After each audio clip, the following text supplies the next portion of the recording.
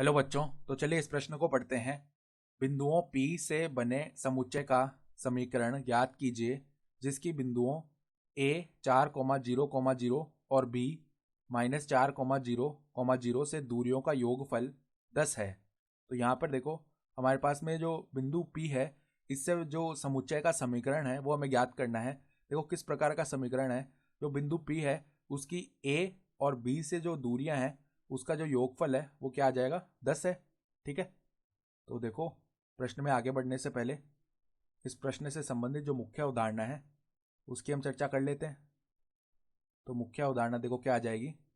यदि यदि हमारे पास में एक बिंदु C है जिसके निर्देशांक x1, y1, z1 है तथा दूसरा बिंदु है D जिसके निर्देशांक x2, y2, z2 हो, तो अगर यहाँ से हम CD की लंबाई लिखें तो दूरी का सूत्र क्या होता है। देखो वर्गमूल के अंदर x1 माइनस x2 का वर्ग प्लस में y1 माइनस में y2 का वर्ग प्लस में z1 माइनस में z2 का वर्ग, ये होता है सूत्र।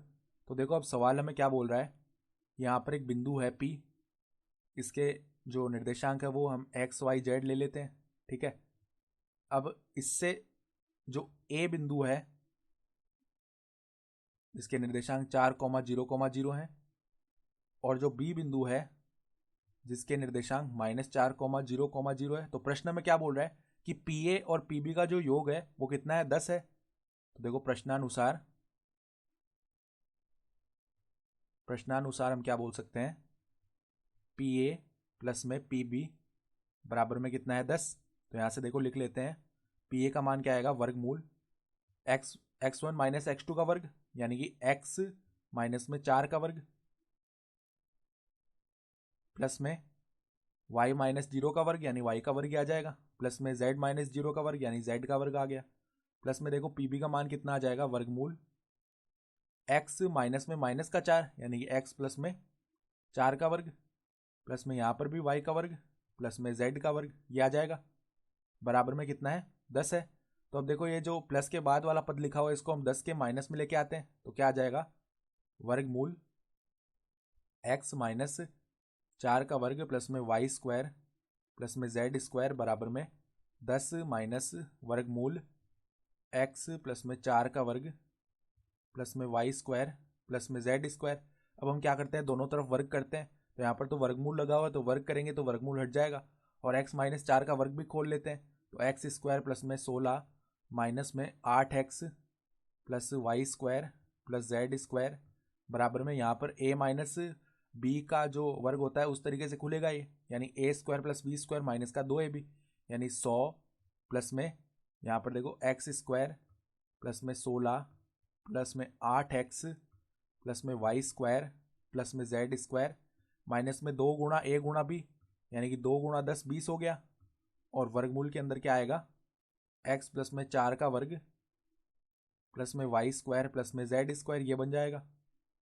तो अब देखो यहाँ से इस एक्स स्क्वायर से ये एक्स स्क्वायर कट जाएगा, वाई स्क्वायर से ये वाई स्क्वायर कट गया एंड जेड स्क्वायर से ये जेड स्क्वायर कट गया। ठीक है। उसके बाद देखो यहाँ पे 16 से ये 16 भी कट जाएगा। अब देखो ये जो यहाँ पर माइनस का 8x है ये इस तरफ आएगा तो प्लस का क्या हो जाएगा 8x और 8x कितना हो जाएगा 16x हो जाएगा। ठीक है। तो यहाँ से देखो इस माइनस के 20 वाले पद को हम इस तरफ लेके आते हैं तो क्या बनेगा 20 वर्गमूल x प्लस 4 का वर्ग प्लस में वाई स्क्वायर प्लस में जेड स्क्वायर और माइनस 8x को उस तरफ लेके गए तो क्या बनेगा हमारे पास 100 प्लस में 8x यानी कि 8x प्लस में 8x कितना हो जाएगा 16x। तो क्या आ जाएगा 100 प्लस में 16x बन गया। तो अब हम क्या कर सकते हैं समीकरण के दोनों तरफ हम 4 से भाग लगाते हैं। तो यहाँ पर तो 20 लिखा हुआ है 4 से भाग लगाया तो 5 आ जाएगा 5 वर्गमूल x प्लस 4 का वर्ग प्लस वाई स्क्वायर प्लस में जेड स्क्वायर, यहाँ पर कितना आ जाएगा 25 आ जाएगा। 100 में 4 का भाग लगाया और 16 में 4 का भाग लगाया तो 4x आ गया ये इस प्रकार। अब हम क्या करते हैं दोनों तरफ पुनः हम वर्ग करते हैं तो क्या आ जाएगा 25 और यहाँ पर वर्ग किया तो क्या बनेगा देखो ये वर्गमूल हट जाएगा एक्स स्क्वायर प्लस में 16 प्लस में 8x प्लस में वाई स्क्वायर प्लस में जेड स्क्वायर, और यहाँ पर वर्ग किया तो 625 प्लस में 16x स्क्वायर प्लस में देखो 2 गुणा 25 हो जाएगा 50, और 50 गुणा 4 कितना होता है 200, तो 200 का x आ जाएगा। तो अब देखो 25 को अंदर गुणा करते हैं तो क्या बनेगा 25x स्क्वायर प्लस में देखो 25 को गुणा करते हैं हम 16 से, ठीक है, तो कितना आएगा 25 को जब हम गुणा करेंगे 16 से तो हमारे पास में 400 आ जाएगा, ठीक है। तो 400 प्लस में देखो यहाँ से 25 को 8 से गुणा किया तो 200x प्लस में 200x, फिर देखो 25 को वाई स्क्वायर प्लस में जेड स्क्वायर से गुणा किया तो 25y स्क्वायर प्लस में 25 जेड स्क्वायर बराबर में यहाँ पर क्या बना, यहाँ पर 625 प्लस में 16x स्क्वायर प्लस में 200x, ठीक है। तो यहाँ से देखो 200x से 200x कट गया, फिर 25x square minus 16x square कितना आ गया 9x स्क्वायर, ठीक है। और देखो यहाँ से यहाँ पर अगला पद क्या आएगा वाई स्क्वायर का पद, यानी 25y स्क्वायर प्लस में 25 जेड स्क्वायर, और 400 माइनस 625 करेंगे तो माइनस का 225 आ जाएगा, और ये किसके बराबर है 0 के बराबर। तो यही हमारे पास में क्या आ जाएगा अभिष्ट समीकरण आ जाएगा बिंदुओं P का, ठीक है। तो हमारा जो उत्तर है वो क्या आ जाएगा 9x square plus 25y square plus 25z square minus 225 बराबर 0। तो आशा करता हूँ कि आपको ये प्रश्न समझ में आया होगा। धन्यवाद।